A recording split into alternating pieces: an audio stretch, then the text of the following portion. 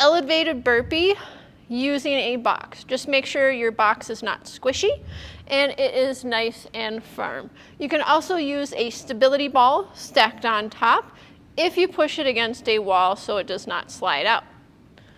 Start facing your box. Hips shoulder width apart.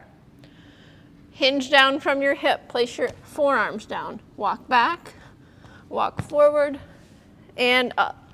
Down, down, and up. If you want to spice things up, add a little hop. Walk it back, a little hop forward, reach it up.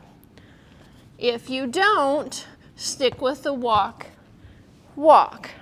If your knee's feeling good today, challenge yourself, add the little hop. If you're going to add the little hop, make sure you stick your butt out. It can be small. The elevated burpee with or without the hop.